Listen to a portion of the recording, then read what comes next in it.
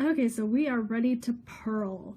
Purling is the bane of knitters' existence, or at least I think it is, until you find a good purling solution, like just kind of how you're going to purl.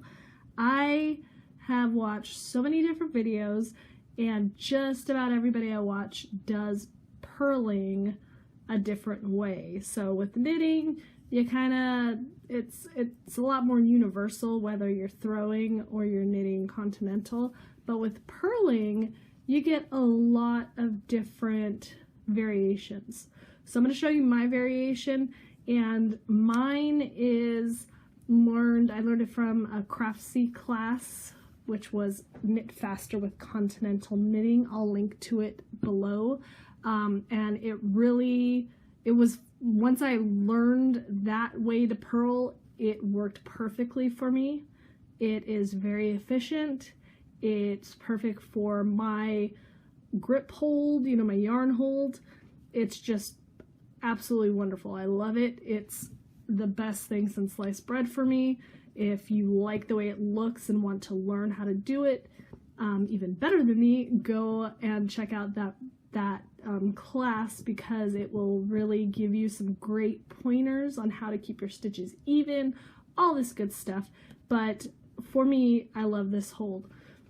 So the first thing we need to do, of course, is start making our stitches. So you'll see that my yarn is now in the front. So this actual way that I'm purling makes it very easy to go from knit stitch to purl stitch. So a lot of different kinds of holds. It can be kind of a pain to have to do a knit stitch and then a purl stitch, especially like when you're doing ribbing. So, but this one is very easy. I'll do like a row of knit and purl so you can see how quickly I can switch between the two. But try it out. I always say with any like new muscle memory type thing, give it a good go, you know, work on it for a couple of hours, and if it's just still not feeling right, try something else. But this one really, like within the first couple minutes I tried it, I loved it, so we'll see if you like it too. But to begin a purl, we have our yarn already set up with our cast on. You're going to take your other needle and you're going to insert it from the opposite side that you insert for your knit stitch. So for the knit stitch, we come from the left and go through. For the purl stitch, we're coming from the right and coming in front of our needle. So the knit stitch goes to the left and behind the needle. The purl stitch is coming from the right and going in front of the needle. And just like a knit stitch, you have to wrap your yarn around before you finish, and it's going to be the same way as with the knit stitch. So it's going around counterclockwise, whereas crochet we go yarn over clockwise. So that's the biggest thing to remember, is that you're counterclockwising your yarn. Now the way that this works for a purl stitch, because if you just kind of start bringing your yarn through, you can see that you've got no grab to this. So what you're going to do with your finger, everything's going to be done with just moving this finger. So that's why it becomes very efficient with this hold, because you're going to wrap it and then bring your finger down. And when you bring your finger down, that yarn over is going to get pulled all the way to where your loop is that you're trying to get through. So it's a lot easier to pull through that loop. And you can see I have it attached in the back here, and then I can just easily slide off my loop. And then your tail always wants to jump to the front on that first stitch. Again, I bring my needle, I'll pull this down so you can see it easier, bring the needle into the front. So the more you bring it up, the easier it is to wrap around. So you can bring it like this far and try to wrap it, but it's just not going to work. So bring it nice and far up so you can wrap it easily, and bring your finger down. So you'll see that my hook, I did it again. I keep trying not to say crochet terms. My needle goes up and my finger goes down to grab it. And then even if you need to, you can grab the yarn because it's all the way pulled down. I can get my fingernail in there to hold on to it if I need to bring my needle up and then that stitch off. So because I'm doing this really slow, that's why I have to use my fingers to kind of help me pull my stitch off. But as you can see also with my cast on, I have a nice wide area. Almost lost my stitches. Thank you, bamboo needles. I have a nice wide area to be able to move my needles. So if all of my stitches were cast on super close together, I'm going to have this tight little area to be able to work my stitches. So always give yourself some room between each of those stitches and you'll be able to work into them much easier. So again, we push in, cross over, bring the yarn around. So you see I kind of use my needle to kind of help me, and then I bring it down, bring it up, and pull off. So if I'm doing this normal speed, just so you can see what it looks like. And you see that I'm kind of, as I go, I pull my yarn over here and I push this yarn up. It becomes very easy to work these stitches. So I want to pull these down as I work them for the same reason that I separated my cast on stitches. I want to create a little bit of length in between each stitch. If I keep letting them stay all scrunched up as I work them, the tension on my yarn is going to make these loops smaller and smaller, and I'm going to have really tight stitches. So when I turn and I try to work into them, they are going to be really tight. So as you're working your stitches, so always your yarn is always in the front for the purl stitch. As you're working them, so again, you'll see that I kind of scissor it. So I bring the two needles together kind of in a scissor motion to be able to grab that loop, bring my finger down, pull through, and then I grab with my other finger to start pulling it down my needle so that it's on my shaft. If I stop here on the taper and pull on my tension, it's going to make that loop tight as well. So you want to pull your stitch onto your shaft and then slide down your others as you go. So sometimes you can get like a lot of them all at once. You can get like 10 stitches, especially in smaller yarn. Just take a second and rearrange yourself and pull these down so that they'll spread out. Okay, so again, let's see if we can do kind of a different angle here. We push through, and you'll see my yarn is already kind of up over here, and then I'm going to scissor, so I bring this needle towards my other needle. So I bring it towards, then push my finger down. Now I've locked in that loop, and you can see it's already below this loop, which means it's not going to fall off when I bring, let me bring that back over here, so it's not going to fall off when I bring my needle through. So you see here's my loop, push it and get the last one off. So as I work each of these stitches, you'll see I have a loop on this side and I have a loop on this side. That was the loop that I put my needle through. I have to pull this loop off to start my next stitch. Again, here's my loop I just entered. I wrap around, pull that off. Here's my loop. This is the loop I entered. It's still on my needle. I have to pull that off. Let's try looking at this angle here. So this is my slip knot. Still easy to get into. So let's look at this way. So I pull through, push it to my needle, and then pull that needle off. And then take a look at my little purl bumps. So you see my purl bumps, which are these little dashes that are coming across. There's 2 rows of them because of that cast on row. When I keep doing purls on every row, just like if I did knit stitches on every row, I get what's called the garter stitch, which is these little bumps across on both sides. So you'll see when I do this next row. So on the back side, it looks like a knit stitch. So that's how you create stockinette, because you're doing the opposite on each one. That'll be the next video, so don't worry about that too much. But after this row, you'll see the ridges on both sides. So my yarn is already in the front, so I'm good to go for my next row of purls.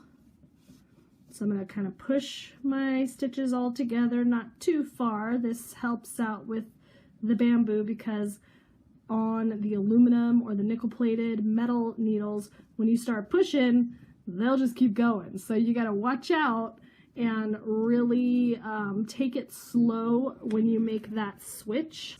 So anyways, let's get back to purling. All right, so we have our needle.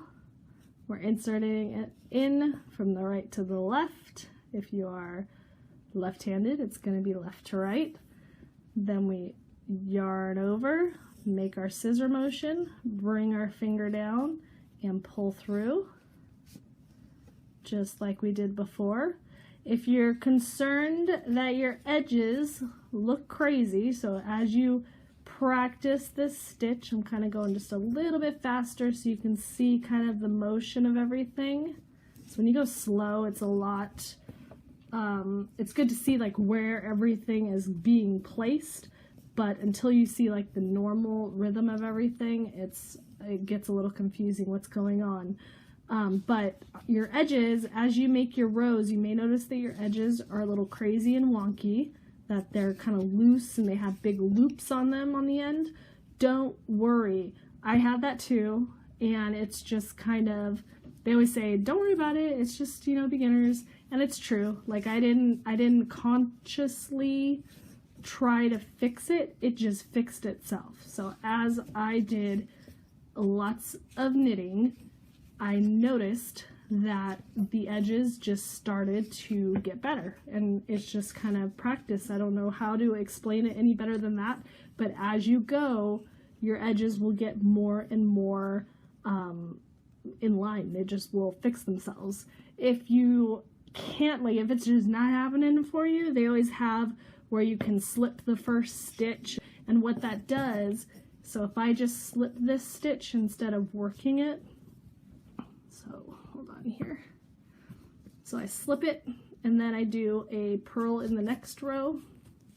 What that does is it keeps all those extra loops out of there. So it's just pulling it up, so it ends up tightening your edge all the way. So if you can't get, after tons of practicing, if you still can't get your edges looking good, just slip those first and it's going to give you a nice tight edge.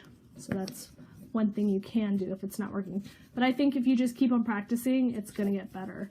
So I'm just kind of doing this fast so you can see. So again, let's look at the way our hands are working. So our tension, this is the most important part. You want your tension not too high, so you don't want your finger like all the way up here, because bringing it down is going to be impossible. So that's why I had to like work on my tension. The way that the way I hold my yarn for crochet will not work for this. I hold my yarn like this for crochet, so I cannot do a purl stitch like this because it's just impossible. So I had to come up with a hold for knitting to be able just to do this purl stitch. So make sure that your finger, and this can take the longest, this is what was giving me the most problems, was figuring out what to do with this finger. So I had to come up with a tight enough tension so that my finger would not get too high, because if your finger's really high and you're trying to go down and get a good pull, because you really want to have this pull down a little tight so that it stays on the needle for when you pull your needle through, you need your finger to not be so high. It just makes it really difficult if you have too much slack on there. So you want to make sure that your tension is such that your finger is just kind of a little bit above your middle finger. So you see I have my middle finger holding my loops for the non-working side. This, I'll call this the working side since I'm pulling these off. So I have fingers holding these loops on, my paranoia, and then I'm able to just go very low. I don't have to bring my finger super far down. You can see it's just coming a little bit below my thumb to be able to grip that yarn. Oop, I lost it. And then sliding it off. So I've got all those fingers holding my ends on. I grab that end as I bring it up and pull it off. So I'm good to go for the next one. And it just becomes a nice fluid motion. So it's just all about practice. Just keep on working at it and it will get easier and easier. So now you can see this garter stitch edge going on. You can see the bumps on this side, and I flip it I've got bumps on this side. So I'm going to show you now real quick how I can switch easily from knit to purl. So I'm going to do a 2x2 rib. So it's 2 knits and then 2 purls. So you can see just how quickly that this hold can be switched. So I have my knit stitches in the back, and then I can easily move this to the front where I'm doing my purls. So the most time it takes is just moving my yarn, because I can easily, and this wood, the wood really, it's nice and sticky, but your stitching will go slower. That's why eventually you should make the change to nickel, because it'll increase your speed a whole lot. But for beginning, it's great for you to keep your stitches on your needle. So you can see I just did that row super fast. I'll do one more row since it was so fast. And you can see how I can just easily, oops, switch between the two. Am I doing it? Yep.